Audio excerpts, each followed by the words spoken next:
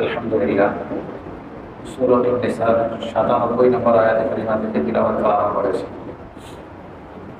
পঠিত আয়াত মক্কা নগরীর যেসব মুসলমান হিজরতের পরে যাদের উল্লেখযোগ্য কোনো বাধা ছিল না মক্কা থেকে হিজরত করে মদিনায় যাওয়ার, বিশেষ কোনো বাধা না থাকার পরেও যে সকল মুসলমান মক্কায় থেকে গিয়েছে হিজরত করে মদিনায় যাননি, তাদের সম্পর্কে আল্লাহ রাব্বুল আলামিন প্রথমত বলেছেন তারা হলো নিজের নফসের উপরে জুলুমকারী, তারা হলো স্বীয় নফসের উপরে জুলুমকারী, জালেম। পাশাপাশি এই না যাওয়ার কারণে তাদের শাস্তি বিবরণ আল্লাহ তুলে ধরেছেন, কেমন শাস্তি হবে তাদের। শাস্তি হওয়ার মূল বিষয়, মূল কারণ হলো সেই সময়ে জিহাদে অংশগ্রহণ করা এবং ইমানি হিজরত করা, এটা সে যে ইমানদার এটার চিহ্ন ছিল, বড় দলিল এটা, যে আল্লাহর পক্ষ থেকে যখন হিজরতের অর্ডার আসে হিজরত করলো কিনা, যদি করে এটা দলিল যে না সে ইমানদার। ঠিক আল্লাহর পক্ষ থেকে যখন জিহাদের ময়দানে যাওয়ার হুকুম আসে তখন সে জিহাদের ময়দানে যাওয়া এবং না যাওয়া এটা পরিচয় বহন করে আসলে সে বাস্তবে ইমানদার কি ইমানদার না। যদি ইমানদার না হয়, মুনাফিক হয়, তাহলে সে জিহাদের ময়দানে যাবে না, কোনো না কোনো বাহানা দিয়ে জিহাদের ময়দান থেকে পিছনে থাকবে, এটা হবে মুনাফিকের পরিচয়। সেই সময়ে নবীজির জামানায় দুইটি জিনিস, জিহাদে অংশগ্রহণ এবং হিজরত করা, এটা ঈমানের অপরিহার্য দাবি ছিল। কুরআনুল হাকিমের বিভিন্ন সূরায় মাঝে মধ্যে কিছুক্ষণ পর পরে হিজরতের কথা, জিহাদে অংশগ্রহণের কথা আল্লাহ পাক বারবার এটা উল্লেখ করেছে, বারবার এসেছে জিহাদে অংশগ্রহণ করাটা, হিজরতের কথা। কিছু সংখ্যক মানুষ মক্কা নগরীর তারা ঈমান এনেছিল ঠিক, কিন্তু ঈমানটা ওই রকম পাকাপোক্ত নির্ভেজাল ছিল না। তাদের প্রতি হুকুম হলো তারা মক্কা নগরী থেকে হিজরত করে নবীজি যখন মদিনাতুল মুনাওয়ারায় চলে গেছেন তারাও মদিনাতুল মুনাওয়ারায় যাবে, কিন্তু তারা নবীজির সাথে মদিনাতুল মুনাওয়ারায় গেল না। এদের সম্পর্কে আল্লাহ রাব্বুল আলামিন বলেন, ইন্নাল্লাযীনা তাওয়াফাহুমুল মালায়েকা, নিশ্চয়ই ওই সমস্ত মানুষ যাদেরকে ফেরেশতারা মৃত্যু দান করেন, মর্মার্থ হলো যাদের রূহ নেওয়ার জন্য ফেরেশতারা এসে যায়, অবস্থাটা এরকম যালিমি আনফুসিহিম, তারা তাদের নিজেদের আত্মার উপরে জুলুম করতেছে, জুলুম চলমান অবস্থায় ফেরেশতারা তাদের রূহ কব্জা করার জন্য এসে গেছে। জুলুম কিভাবে করলো এটা বিবরণ করছি। ক্বালু ফীমা কুনতুম, ফেরেশতারা এসে তাদের রূহ নেওয়ার আগে, মহিলারা শুনতে পাচ্ছে না, জরুরি বিষয়। মা কুনতুম, ফেরেশতারা তাদের রূহ কব্জা করার সময় তাদেরকে জিজ্ঞেস করে, যারা মক্কা থেকে হিজরত করে যায়নি এই অবস্থায় তাদের মওতের সময় এসে গেছে, ফেরেশতারা এসে জিজ্ঞেস করেছে তোমরা কি করছো, তোমাদের অবস্থা কি? ক্বালু কুননা মুস্তাদআফিনা ফিল আরদ, তারা প্রত্যুত্তরে বলে যে আমরা তো জমিনে খুব দুর্বল, অসহায়। ক্বালু আলাম তাকুন আরদুল্লাহি ওয়াসিআ, তোমাদের জন্য কি আল্লাহ তাআলার জমিন প্রশস্ত নেই? তোমরা কি শুধু মক্কা নগরীতেই থাকতে হবে, এখানেই থাকা তোমাদের জন্য আবশ্যক, যে এখানে থাকবে আর বলবে যে আমরা তো দুর্বল? ক্বালু আলাম তাকুন আরদুল্লাহি ওয়াসিআ ফাতুহাজিরু ফিহা, যে প্রশস্ত জমিনে তোমরা সেখানে হিজরত করে যাবে, তোমাদের জন্য কি এরকম আল্লাহর জমিনে জায়গা নেই? ফেরেশতারা মওতের আগে জিজ্ঞেস করে দেয়, প্রথমত। এরপরে আল্লাহ পাক বলেন ফাউলাইকা মাওয়াহুম জাহান্নাম, এই শ্রেণীর মানুষ যারা, যাদের হিজরতের মধ্যে হিজরত করতে উল্লেখযোগ্য কথা ছিল না, এমত অবস্থায় যে তাদের মওত এসে গেল, ফেরেশতা তাদের রূহ কব্জা করে নিয়ে গেলেন, এদের ঠিকানা হবে জাহান্নাম। নাউযুবিল্লাহি মিন যালিক। দেখেন এখানে তারা ঈমান আনেনি এই কথা কিন্তু বলেনি, যে তাদের ঈমান না থাকার কারণে, তাদের আমল না থাকার কারণে, তাদের অমুক না থাকার কারণে, তমুক না থাকার কারণে তারা জাহান্নামী হলো। পরিষ্কার যে তারা হিজরত কেন করলো না। আল্লাহ পাকের পক্ষ থেকে কত বড় মজবুত বিধান হলে এটা হতে পারে যে হিজরত তরক করার কারণে, ছেড়ে দেওয়ার কারণে তাদের ঠিকানা হলো জাহান্নাম ওয়া সাআত মাসীরা, এবং তাদের প্রত্যাবর্তন স্থান কতই না নিন্দনীয়, কতই না কষ্টের, বিপজ্জনক, ভয়ঙ্কর। উপরের আয়াতের দিকে একটু তাকিয়ে বলতে হয় যালিমি আনফুসিহিম, এদেরকে বলছেন তারা তাদের নিজেদের আত্মার উপরে জুলুমকারী, জালেম। সেটা কিভাবে সাব্যস্ত হলো? এই যে আমরা এখন যে মাস আছি, মহররম মাস না, হিজরি বছরের প্রথম মাস। আজকে সন্ধ্যা পর্যন্ত 5 তারিখ ছিল, সন্ধ্যায় সূর্যাস্তের মাধ্যমে 6 তারিখ শুরু হয়েছে। হিজরি বছরের প্রথম মাস, এই প্রথম মাস মহররম মাস। এই মাসের সাথে আরো 3টি মাস আছে, মোট 4টি মাস আল্লাহ পাকের কাছে অনেক সম্মানী। জুমার বয়ানে আপনারা হয়তো শুনতেছেন। এই সম্মানিত মাসগুলির মধ্যে আল্লাহ রাব্বুল আলামিন ঘোষণা করে দিয়েছেন, ইন্না ইদ্দাতাশ শুহুরি ইনদাল্লাহি 12 শাহরান ফি কিতাবিল্লাহ ইয়াওমা খালাকাস সামাওয়াতি ওয়াল আরদ মিনহা আরবা'তুন হুরুম যালিকা আদ-দীনুল কাইয়্যিম ফালা তাযলিমু ফীহিন্না আনফুসাকুম। বলেন যে আসমান জমিন সৃষ্টি লগ্ন থেকে নিয়ে আল্লাহ পাকের কাছে মাস 12টি, মিনহা আরবা'তুন হুরুম, এই 4টার মধ্যে 12 মাসের মধ্যে 4 মাস অনেক সম্মানী, মর্যাদাশীল, তার মধ্যে মহররম একটা। এই 4 মাস মর্যাদাশীল আয়াতের শেষে বলতেছে এই 4 মাসের মধ্যে যেন কেউ নিজের উপরে জুলুম করো না। খুব ভাবার বিষয়। আল্লাহ পাক বলছেন ফালা তাজলিমু ফীহিন্না আনফুসাকুম, এই 4 মাস কিন্তু অনেক সম্মানী। আওয়াজ কর, যে কথা বলতেছিলাম, আল্লাহ পাক বললেন ফালা তাজলিমু ফীহিন্না আনফুসাকুম, এই 4 মাস অনেক সম্মানী। এই মাসে তোমরা নিজেদের নফসের উপরে, আত্মার উপরে জুলুম করবে না। জুলুম কিভাবে হয়? এর সহজ ব্যাখ্যা হলো, আল্লাহর এমন কোনো হুকুম লঙ্ঘনের কারণে জুলুম হয় যে হুকুমের লঙ্ঘনের কারণে আমি আল্লাহর দরবারের আসামি হয়ে যাই। আল্লাহর এমন হুকুম আমি লঙ্ঘন করছি যে কারণে আল্লাহর দরবারে আমি শাস্তিযোগ্য হয়ে গেছি। এই যে আমি শাস্তিযোগ্য হইলাম, আমার আমলের কারণে আমি শাস্তিযোগ্য হয়েছি, ফেরেশতারা আমাকে শাস্তি দিবে, এটা আমার নিজের নফসের উপরে আমার জুলুম। এটা আমার উপরে আমার জুলুম, যে আমি আমার আমলে ফেরেশতাদেরকে আমাকে শাস্তি দিতে বাধ্য করেছি। আমল এমন করেছি যে আমলের কারণে আমি আল্লাহর দরবারে শাস্তিযোগ্য আসামি সাব্যস্ত হয়ে গেছি। ঠিক এখানেও শব্দ এরকম, যালিমি আনফুসিহিম, যে তাদের নিজের আত্মার উপরে জুলুম করে অবস্থায়, তারা নিজেদের উপরে জুলুম করছে। এদের জুলুমটা কিভাবে হলো? হিজরত না করা নিজেদের উপরে জুলুম করে। তারা যে আল্লাহর রাস্তায় হিজরত করলো না, এই কারণে তারা জাহান্নাম, উলাইকা মাওয়াহুম জাহান্নাম, এদের ঠিকানা হবে জাহান্নাম। এই যে জাহান্নাম, সেখানে সুখের জায়গা, দুঃখের জায়গা, কষ্টের জায়গা। ওই যে কষ্ট আমি আমার উপরে আনলাম, যে হিজরত করলো না সে তার উপরে কষ্ট আনলো মানে এটাই আল্লাহ পাকের পক্ষ থেকে হিজরত না করার শাস্তি। শাস্তি কি অন্যের কারণে দিল না আমার কারণে? যে হিজরত করেনি তার কারণেই তার উপর শাস্তি হলো।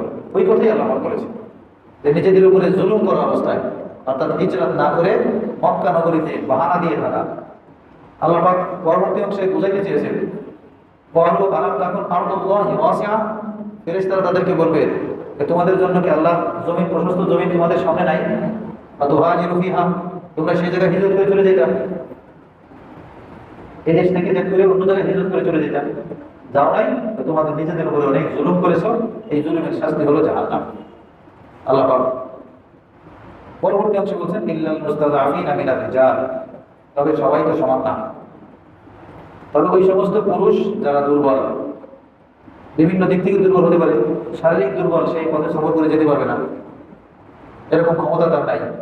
ওয়াল নিসা, এবং ওই সমস্ত নারী, ওয়াল বিলদান, এবং ওই সমস্ত শিশু, যে সমস্ত পুরুষ, নারী এবং শিশুরা মুস্তাযআফিন এবং দুর্বল, লা ইস্তাতিউনা হিলাতান ওয়ালা ইয়াহতাদুনা সাবিলা, তাই যারা কোনো উপকরণ পায় না, এখানে না থেকে তাদের বিকল্প কোনো উপায় তাদের সামনে নেই, বাধ্য তারা এখানে থাকতে।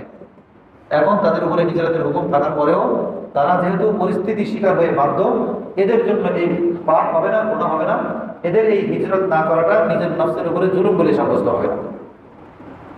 যেমন ধরেন নামাজে দাঁড়িয়ে নামাজ পড়া ফরজ, তাহলে একটা ফরজ না?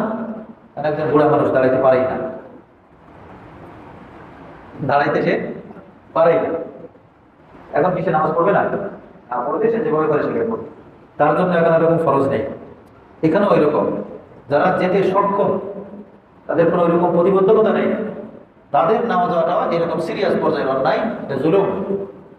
যারা অক্ষম, তাদের বিকল্প কোনো ব্যবস্থা নেই, যেতে তারা পারছে না, এদের জন্য ওইরূপ পর্যায়ে গুনাহ হবে না, এরা মুক্ত, এদের ব্যাপারে এই ঠিকাই শাস্তি হবে না। ফাউলাইকা আসাল্লাহু আইয়াফু আনহুম, এদের ব্যাপারে আল্লাহ পাক বলছেন যে এদের ব্যাপারে আল্লাহ এদেরকে ক্ষমা করে দিবেন, যেহেতু তারা উপায় নেই, তাদের নিরুপায়। ওয়াকানা আল্লাহু আফওয়ান গফুরা, আল্লাহ তাআলা তো ক্ষমাশীল, ক্ষমা করেন, আল্লাহ তাআলা ক্ষমা করতে চান মানুষকে।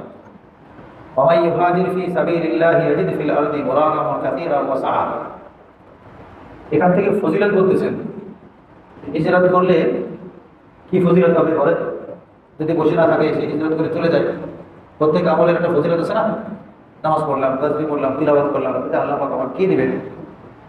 আল্লাহ পাক বলেন ওয়া মান ইউহাজির ফি সাবিলিল্লাহ, যারা আল্লাহর রাস্তায় হিজরত করে, ইয়াজিদ ফিল আরদি মুরাগামান কাসীরা ওয়া সাআ, সে জমিনেই আল্লাহ পাক তাকে সুন্দর অবস্থায় এবং প্রশস্ত অবস্থায় তাকে রাখবেন। আল্লাহ পাক তাকে ভালো হালাতে প্রশস্ত অবস্থায় তাকে রাখবেন। ওয়া মান ইয়াখরুজু মিন বাইতিহি মুহাজিরান ইলাল্লাহি ওয়া রাসূলিহি, আর যে আল্লাহ এবং আল্লাহ রাসূলের দিকে হিজরত করার লক্ষ্যে নিজের ঘরকে ত্যাগ করে, বাড়ি থেকে বেরিয়ে পড়ে, সুম্মা ইউদরিকুহুল মাউত, এবং পথে তাকে মউত স্পর্শ করে, অর্থাৎ পরিস্থিতি সে মারা যায়। আল্লাহর দিকে, আল্লাহ রাসূলের দিকে হিজরত করার অর্থ হলো আল্লাহর হুকুম মেনে, আল্লাহ রাসূলের আদেশ মেনে। আল্লাহ রাসূল আদেশ করেছেন আল্লাহর হুকুম অনুপাতে এখন হিজরত করো, চলে যাও, তখন সে বেরিয়ে পড়েছে। বেরিয়ে পড়ার পরে তাকে মউত স্পর্শ করেছে, অর্থাৎ তার হায়াত শেষ হয়ে গেছে, মউতের সময় এসে গেছে। তার কি ফজিলত হবে? ফাকাদ ওয়াকা আজরুহু আলাল্লাহ, তার বিনিময় তো আল্লাহর উপরেই বর্তায়। তাকে কি বিনিময় দিতে হবে, কোন বিনিময় দিয়ে তাকে সন্তুষ্ট করতে হবে, এটা একমাত্র আল্লাহ তাআলার উপরেই দায়িত্ব। তার বিনিময়ে দায়ভার সব আল্লাহর উপরে।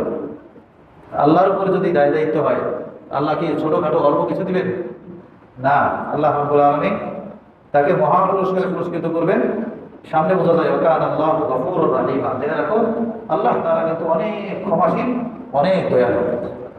যেহেতু আল্লাহ পাক ক্ষমাশীল, দয়ালু, আর তার হুকুম মোতাবেক তার দিকে হিজরত করে চলছো, হিজরত করা নিজের ঘর বাড়ি, জন্মস্থান, আসবাবপত্র, টাকা পয়সা সব কিছু রেখে রিক্ত হস্তে চলে যাবে। একজন মানুষ সাথে কতটুকু জিনিস নিয়ে যেতে পারে, সেটা দিয়ে সে কতটুকু কয়দিন চলবে, কতটুকু খরচের সাথে বহন করে নিয়ে যাবে। সেই সময় তো বর্তমান সময়ের জন্য রেকর্ড ছিল না যে বাস কুরিয়ার সার্ভিসে সব কিছু বুকিং করে দিয়ে চলে গেলাম, কুরিয়ার সার্ভিসে বুকিং করে দিয়ে গেলাম, কুরিয়ার সার্ভিসের বিশাল বড় বড় কার্গো আছে, এরা সব আমাকে থাকা মতো পৌঁছে দিবে, সেই ব্যবস্থা ছিল? ওইরকম বড় ট্রাক ছিল না, বাসার সব আসবাবপত্র নিয়ে চলে যাচ্ছে না। এমনকি বর্তমান সময়ে হয়তো ব্যাংক ছিল কিনা, ভিসা কার্ড ছিল, সব এখানে থাক, আমি ভিসা কার্ডটা নিয়ে শুধু যাইতে পারি। কি বলে, আমরা তো ব্যাংক ব্যালেন্স টাকা এখানে রাখতেছি, কোনো রকম ভিসা কার্ডটা পকেটে নিয়ে চিটাগাং যাইতে পারি, সেখান থেকে সব তুলে নিতে। সেরকম কোনো ব্যবস্থা সে সময় ছিল না। যতটুকু মাথায় করে, ঘাড়ে করে, বহন করে, উটের গাড়ি দিয়ে যতটুকু নিয়ে যাওয়া যেত অতটুকুই সম্ভব, বাকি সব কিছু রেখে দেওয়া। সবচেয়ে বড় বিষয় হলো যেখানে জন্ম হয়েছে, এই মাটির সাথে, যে বাতাসের সাথে সম্পর্ক, সেই জায়গাটা ছেড়ে যাওয়া, এটা যাকে যেতে হয় সে ছাড়া অন্য কাউকে বোঝানো যাবে না। সে ছাড়া অন্য কাউকে বোঝানো যাবে না যে এখানে জন্ম, এইখানে চলাফেরা, ওঠা বসা, এখানে বড় হওয়া, এইখানে বাপদাদার পরিচয়, এখানে ভিটা বাড়ি, এখানে সম্পদ, সব কিছু রেখে এখন খালি হাতে চলে যাচ্ছে, এটা তাকে ছাড়া বোঝানো যাবে না। নবী আলাইহিস সালামের হিজরতের সময়ের ইতিহাস দেখলে কিছুটা অনুমান করা যায়। আল্লাহ রসুল আল্লাহ পাকের হুকুমে হিজরত করছেন, কি বলেন? আল্লাহর হুকুম, সেটার জন্য হিজরত করে যেতে হচ্ছে, কিন্তু যাওয়ার পথে বারবার মক্কার দিকে ফিরে থাকছে, বারবার মক্কার দিকে ফিরে থাকছে, এবং জুবান দিয়ে বলছেন যে মক্কা, তোর বাসিন্দারা যদি আমাকে এখান থেকে তাড়িয়ে না দিত, তোকে ছেড়ে হয়ে যেতাম। কত কষ্টের হতে পারে, কত বেদনার হতে পারে। এই জন্য ওই সময়ের হিজরত ইমানের এক বড় দাবি, যে না হিজরত করছে তো ইমান আছে, হিজরত করলো না তো সে মুনাফিকের দরজায় চলে গেছে। জিহাদে অংশগ্রহণ করছে তো ইমানদার, জিহাদে অংশগ্রহণ করলো না সে মুনাফিকের দরজায় চলে গেছে। ওই সময় এটা একটা বিশাল বড় আমল ছিল। এই পর্যন্ত আমরা আলহামদুলিল্লাহ অনুবাদ আমরা শুনলাম, সংক্ষিপ্ত তাফসীর শুনলাম। এখান থেকে আমাদের যেটা গ্রহণ করার, ওই জালিমি আনফুসিহিম এখান থেকে বড় একটা অংশ আমাদের ব্যক্তি জীবন, পারিবারিক সামাজিক জীবনে আমলে আনার দরকার। আমার থেকে যেন কোনো গুনাহ না হয়ে যায়। আমার থেকে যদি কোনো গুনাহ হয় তাহলে আমি আমার উপরে জালেম, আমি জালেম, আবার আমিই মাজলুম, আমি জালেম, আমিই মাজলুম। জালেমের কারণ হলো যে আমি গুনাহ করে আমার উপরে শাস্তি অপরিহার্য করে নিয়েছি, আমি গুনাহের মাধ্যমে শাস্তি অপরিহার্য করে নিয়েছি। এটা আমাদের একদম প্রত্যেকটা মুহূর্তে খুব মাথায় রাখা চাই, প্রতি সেকেন্ডে সেকেন্ডে। আমি আজকে তোমার বয়ানও বলেছি, প্রত্যেকটা সেকেন্ডে এটা মনে রাখা যায়। বান্দার প্রত্যেক কাজে, এই বান্দারের প্রত্যেক কাজে স্মরণ রাখা যায়, এই কাজ যে আমি করবো, এই কথা যে আমি বলবো, এই ফাইলে যে আমি সিগনেচার করবো, এই সপক্ষে সাক্ষী দিব, এর সাথে আমি একমত বা দ্বিমত, এই কথাটার পিছনে, এই আমলের পিছনে আল্লাহ এবং আল্লাহ রসুলের সমর্থন আছে না নাই, করার আগে বলার আগে এটা ভাবতে হবে। কথার কথা, আমার হালাল টাকাই এক জায়গায় ব্যয় করছি, হালাল টাকা। প্রথম দায়িত্ব যে আমি উপার্জন করবো, উপার্জন পন্থা। এই যে এখন বিভিন্ন পত্র পত্রিকায়, বিভিন্ন সোশ্যাল মিডিয়ায় বিভিন্ন জনের বিশাল বড় ইনকামের সংবাদ আসতেছে না, একজনের স্ত্রীর নামে 112 কোটি টাকা। বাপ রে বাপ, 112 কোটি টাকা স্ত্রীর নামে, 600, 700, 800 বিঘা জমি। বাপ রে বাপ, এই বিভিন্ন আসতেছে।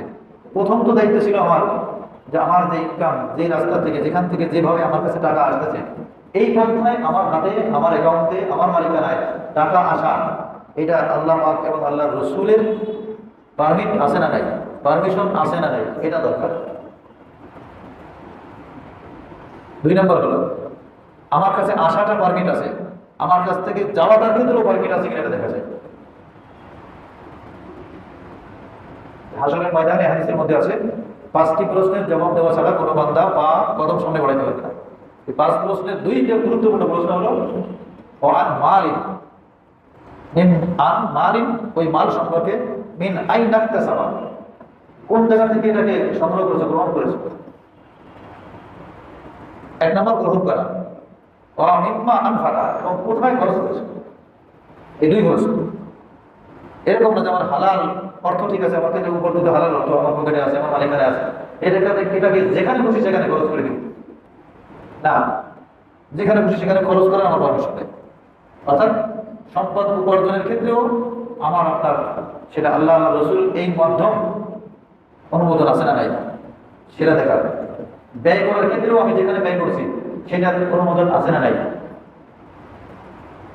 অনেক গুনাহের কাজে আমরা সম্পদ ব্যয় করি, অনেক গুনাহের কাজ, অনেক ধরনের গুনাহের কাজে। এই প্রত্যেকটা কেন এখানে ব্যয় করলাম, এটার মাধ্যমে আমি আমার উপরে জালেম জুলুম করেছি, এটা আমার জন্য কোনোভাবে। অতএব এই বিষয়টা আমরা যদি একটু শুধু খেয়াল রাখি, আমি কোনো কিছু বলতে চাচ্ছি কারো সম্পর্কে, যে কারো সম্পর্কে, আমার অফিসের কোনো কলিগ হোক, আমার ভাই ব্রাদার হোক, আমার মহল্লার কেউ হোক, মসজিদের ইমাম সাহেব হোক, সাধারণ কোনো ব্যক্তি হোক, তার কাছে কিছু বলতে চাচ্ছি তার সম্পর্কে, সেই যে বলবো, এই বলাটা কতটুকু আল্লাহর অনুমতি আছে, কতটুকু নাই, কি বলতে পারবো কি পারবো না, এটা বলার আগে ভাবতে হবে। বলার আগে ভাবতে হবে এটা শরীয়ত সম্মত কিনা। যদিও শরীয়ত সম্মত অনুমোদন হয় তাহলেই আমি সেখানে সফল, আর যদি অনুমোদিত না হয় সেখানে আমি জালেম। এটা আমার জন্য বলার অনুমতি দেবে। ঠিক লেখা কোনো কিছু কারণ আমি লিখতে যাচ্ছি, এই লেখাটাও ঠিক এরকম, যে লেখাটা লিখতে যাচ্ছি এটা শরীয়তে আছে না নাই, আমি শরীয়তে সবার কাছে ধরা পাবো কিনা। ওই কথাটাই বলছেন যে এই যে 4 মাস, 4 মাসে কত দিন, 120 দিন। 120 দিনে মানুষের বিশাল বড় পরিবর্তন ঘটে, প্রতি 40 দিনে পরিবর্তন হয়। এই 3 পরিবর্তনের মাধ্যমে মানুষ একটা আমূল জীবনে পরিবর্তন নিয়ে আসতে পারে। যদি 4 মাস কেউ 120 দিন পর্যন্ত এই অভ্যাস করে যে আমি এখন এই মাসে প্রত্যেকটা বলার ক্ষেত্রে আমি খেয়াল করবো যে এই বলাটা আমার জন্য ঠিক কি ঠিক না, লেখার ক্ষেত্রে খেয়াল করবো লেখা সঠিক লিখছি না ভুল লিখছি, এইভাবে উপার্জনের ক্ষেত্রে খেয়াল করবো আমার উপার্জনের এই রাস্তা সঠিক কি সঠিক না, ব্যয়ের ক্ষেত্রে খেয়াল করবো এটা ঠিক কি ঠিক না। এভাবে যদি 4 মাস কেউ প্র্যাকটিস করে এতে সে অভ্যস্ত হয়ে যাবে। বাকি 8 মাস চলার, 15 বছর এভাবে হিসাব নিকাশ নিয়ে চলার মধ্যে সে অভ্যস্ত হয়ে যাবে। এটা বিশাল একটা প্রভাব পড়ে যদি কেউ খেয়াল করে চলে। আমি খেয়াল করে দেখছি, এই আমার যে বাসায় থাকি এখান থেকে বেরিয়ে আসার সময় একটা পিলারের সাথে সুইচ দিয়ে আছে, সুইচ না দিলে গেট খোলে না, সুইচ না দিলে গেট খোলে না। মাঝে মধ্যে দেখা যায় দরজা খোলা ফাঁকা হয়ে আছে, আমার ইচ্ছাই অনিচ্ছাই হাত উঁচু হয়ে গেছে, সুইচের ভেতরে চলে গেছে। আমি নিজে খেয়াল করে গেছি, দেখতেছি গেট খোলা, দূরে তো চেয়ে আসবে, হাত কিন্তু ওখানে এসে উঠে গেছে, ওই পিলারে সুইচ দিয়ে গেছে। কেন করছে এটা? অভ্যাস, এখানে হাত না গেলে কিন্তু খুলবে না, বাইরে যাওয়ার ব্যবস্থা নাই, হাত এখানে চলে গেছে। এরকম যারা ঘড়ি হাতে দেওয়া অভ্যাস, দেখবেন ঘড়ি একদিন খুলে রেখে দেখেন, ঘড়ি হাতে দেওয়ার অভ্যাস, ঘড়ির থেকে আপনি টাইম দেখেন, একদিন হাতের থেকে খুলে রেখে দেখেন, এটা কত বড় প্র্যাকটিস যে কতবার আপনি হাতের দিকে তাকাচ্ছেন, হাতে কিন্তু ঘড়ি নাই।